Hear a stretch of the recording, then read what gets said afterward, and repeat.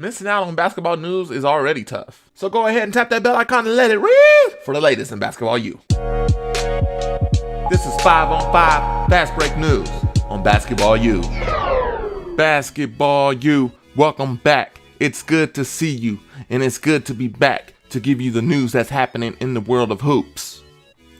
Be sure to hit the like button and go tell somebody what we are doing over here. Who knows? They might be interested. Make sure to turn on post notifications too, and check out our music playlist. And hey, you can even recommend some songs to us in the comments section. Here we go. Well. The NBA playoffs are in full effect and the fans are back.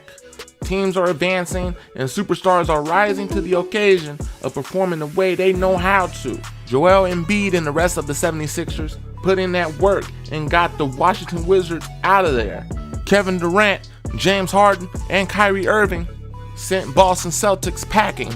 Now, although the Trailblazers got eliminated, Damian Lillard did a stunning performance in that series, especially on Game 5, hitting those buzzer beaters back to back, resulting in 2 overtimes?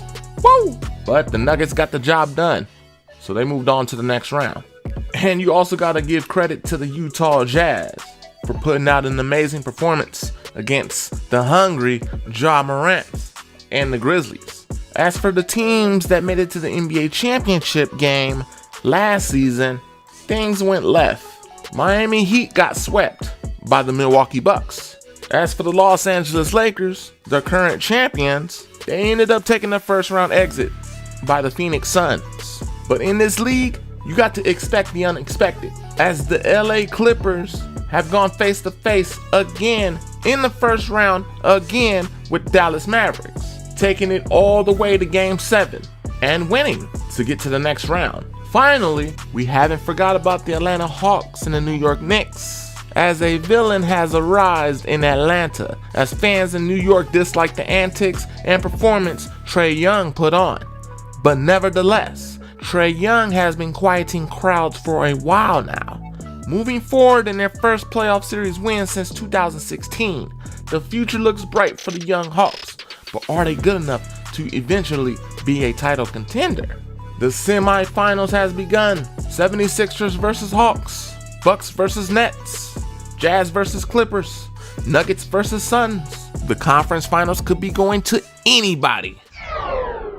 The legendary coach of Duke University, Coach K, is en route for the last ride. Coach K has announced his retirement will take effect after this upcoming season. Coach K has led the men's basketball team to 5 national championships in 41 seasons and won 1,170 games overall. Under Coach K, Duke won its national championships in 1991, 1992, 2001, 2010, and 2015. Coach K also led Duke to 12 Final Fours. Kyrie Irving, Jason Tatum, Zion Williamson, and Brandon Ingram will tell you all about Coach K, as these players in the NBA were developed under Coach K's wing. And when the Olympics came, Coach K was the coach of the United States team, winning gold medals in 2008, 2012, and 2016.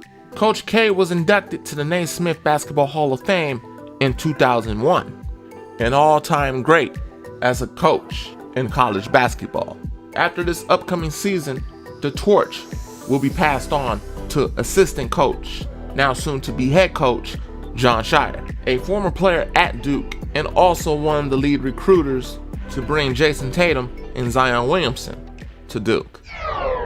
The U.S. men failed to qualify for the Olympic debut of 3x3 basketball, while a women's team of WNBA standouts did qualify for the Tokyo Games. Stephanie Dolson, Kelsey Plum, Alicia Gray, and Katie Lou Samuelson made up the U.S. women's team that qualified for Tokyo by placing in the top 3 at a tournament in Graz, Austria, that was postponed 14 months and moved from India due to the coronavirus pandemic. Robbie Hummel, an all Big Ten forward at Purdue who briefly retired in 2017 after playing in the NBA and overseas, headlined a less heralded U.S. men's team that was eliminated in the quarterfinals by the Netherlands 21-16. Hummel, who led the U.S. to the 2019 world title, was joined in grass by Dominique Jones, Kareem Maddox, and Joey King, none of whom have played in an NBA regular season game.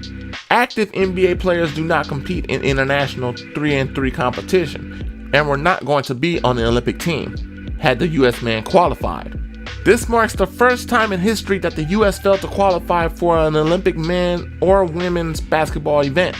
It qualified for the 32 traditional Olympic basketball tournaments and earned a medal all 30 times and participated. Now let's take a quick breakdown on the history of 3-on-3. 3-on-3 has been a basketball format long played in streets and gyms across the world, however done in a less formal way. In the late 2000s, 3-on-3 game rules started to become standardized throughout the United States, most notably through the Gus Macker and Hoop It Up tournament series, which led large events across the country that included teams and players from all skill levels. Adidas launched their streetball competition in 1992, but it is now discontinued. Since then, the number of 3-on-3 events and competitions has been steadily growing around the world. FIBA took the decision to first test 3-on-3 at the 2007 Asian Indoor Games in Macau, then held in April 2008 in the Dominican Republic and October 2008 in Indonesia. The international debut was at the 2009 Asian Youth Games. All of the games took place in Singapore. 3-on-3 made its worldwide debut at the 2010 Summer Youth Olympics.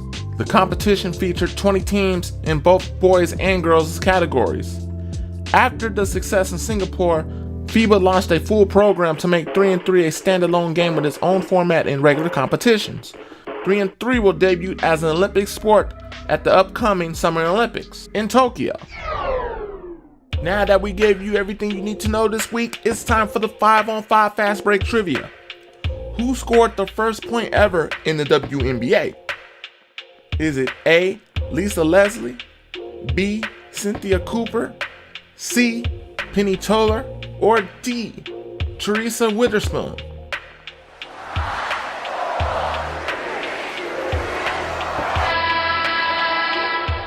The correct answer is C. The very first point was scored by Penny Toller. It took 14 months from the time the WNBA was launched until the first tip-off on June 21st, 1997. Penny Toller of the Los Angeles Sparks scored the very first point. She knocked down her bucket playing against the New York Liberty on June 21st, 1997 at the Los Angeles Great Western Forum. She later became the first Sparks player to have her jersey retired.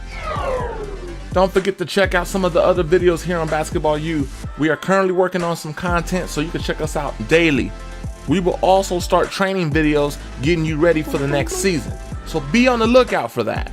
The support has been great, and we want to make sure we give you back that same energy by providing all of your basketball needs. Thank you for all the kind comments in the comment section.